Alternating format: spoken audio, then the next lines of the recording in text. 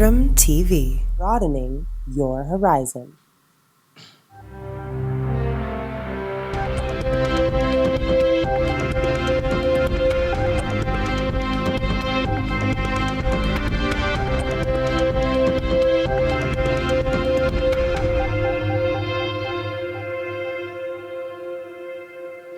Hello and welcome to Spectrum News. I am Xavier Robert, coming to you live from the beautiful hills of Ibiakuren.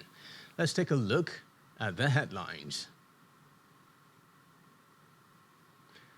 President Buhari condemns alleged massacre of 15 people in Sokoto State. APC announces activities for 2022 Ekiti-Osun governorship elections. U.S. slams Russia for irresponsible space missile test. Details of these stories and more in a moment.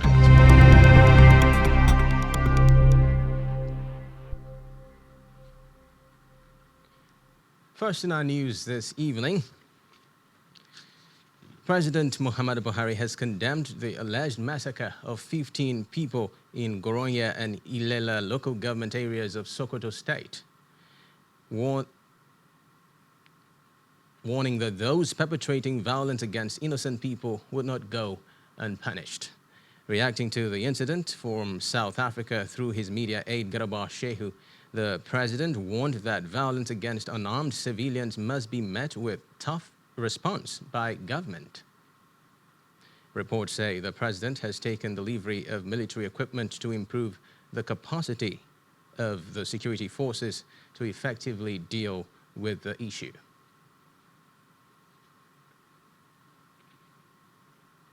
Meanwhile, President Buhari has affirmed the federal government's readiness to continue to partner the judiciary to ensure its independence.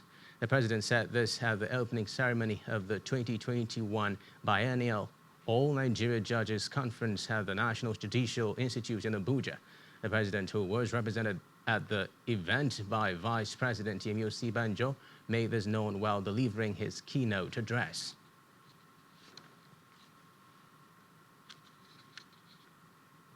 In a related development, the Chief Justice of Nigeria, Justice Tanko Muhammad, has made a case for financial autonomy of the judiciary to encourage objectivity in a democracy.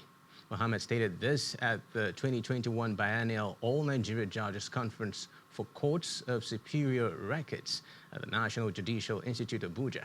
He said the impartiality of the judiciary is anchored on their non-dependence on the executive arm. Away from that, President Muhammadu Buhari has assured participants at the second Intra-African Trade Fair 2021 that his delegation was attending to maximize the advantage of the gathering, addressing the opening ceremony of the event in Durban, South Africa. The president said Nigeria intended to take full advantage of all the opportunities from the event. The president said his expectation of a good performance by Nigerian businesses at the Durban Fair was hinged on the outcome of the last edition in Cairo, Egypt, at which they got deals worth over $3.3 billion.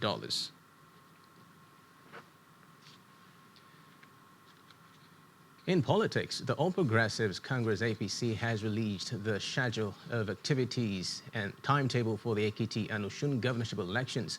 A statement released by the National Secretary, Caretaker Extraordinary Convention Planning Committee, John Akpan Odoyedege, says the party has fixed cost of forms at 22.8 million naira, adding that nomination form costs 20 million naira, while expression of interest form costs 2.5 million naira. Reports say the Independent National Electoral Commission has fixed June 18, 2022 and July 16, 2022 for the polls in Ekiti and Osun, respectively.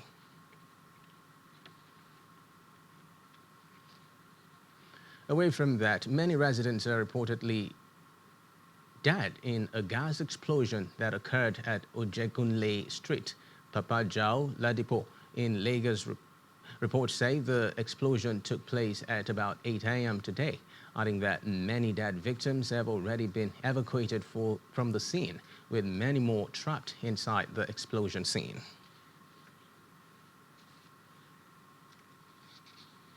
In a separate development, the Electricity Regulatory Commission has clarified that under the National Mass Metering Program, electricity consumers are not required to pay directly for the meters issued to them. In a statement, the Commission said the program was designed to provide all consumers of electricity with meters. It noted that the action was a policy intervention of the federal government, which is supported by the central bank concessionary loans to electricity distribution companies. On petroleum matters, if the threats by the Nigerian Union of Petroleum and Natural Gas are anything to go by, the country may have to put in some work to avert fuel scarcity. This is as the union has given the federal government a 2-week strike notice, citing the need to prioritize the welfare of oil workers. Reports say NAPANG members control the downstream arm of the oil sector, and an industrial action by the union would ground the supply and distribution of petrol nationwide, citing the need to attend the oil workers' welfare. NAPANG said it would begin the proposed strike at the expiration of the notice.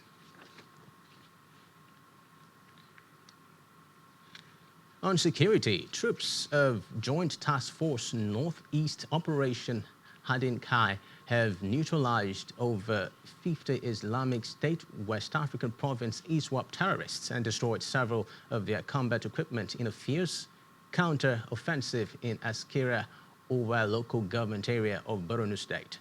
This is according to a statement signed by Brigadier General Onyema Nwachuku, Director of Army Public Relations. Recall that 115 Task Force Battalion had an encounter with ISWAP terrorists in Askira Oba on 13th November 2021, during which the troops aggressively defended their location and followed up with a ferocious counterattack.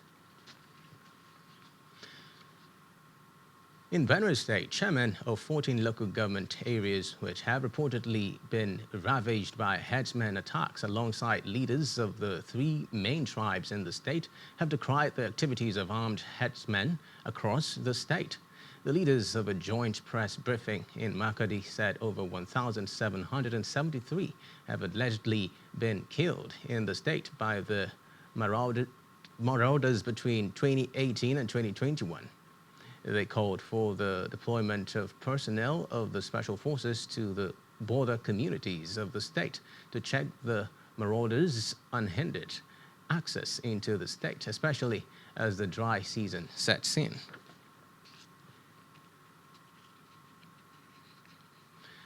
Ahead of the Yuletide, PNB Oil and Gas Progress has alleged that some petroleum marketers are planning to create artificial petroleum scarcity in the country, calling on the Nigerian National Petroleum Corporation (NPC) to sanction the culprits.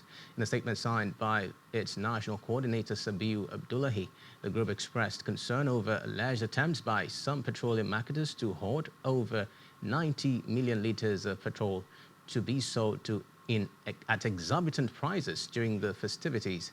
He further lamented why some persons would want to bring hardship upon their fellow countrymen and women by sabotaging the efforts of the NNPC and government at a critical time such as the end of the year. The group called on the NNPC management not to be lenient with any marketer found guilty of creating artificial scarcity. From the courtroom, Justice Basing Kanang, the trial judge in the ongoing case of murder of one missing newborn Morin, yesterday admitted 2 more prosecution witnesses for their testimonies. Prosecution witness 3, Udrak Umor, was a friend of the deceased who was interacting with the deceased before the incident, while prosecution witness 4, Ifyo Morin, was sister to the deceased. Speaking with journalists after proceeding, Barrister Womedi Monwoko, who watched brief for Atianang, and the complainant appreciated the trial judge for his transparent handling of the public interest case. Before this trial started, Okay. the learned trial judge has said he wants to take a minimum of 2 witnesses per day, and he has kept to that. Today we've done 2 more witnesses, and tomorrow is another day. That is why His Lordship insisted that witnesses should come, and because these are official witnesses, that's why they have requested for witness What summons made to be them issued to official? That's why I'm asking this question. like the Dr. Emeka Okay. is a staff of University of Uyo. Before he leaves his job schedule, there must be a reason. That's why it's good. And the other person is a police inspector. The office should know where he's going to, and it's the witness summons that will explain where he's going.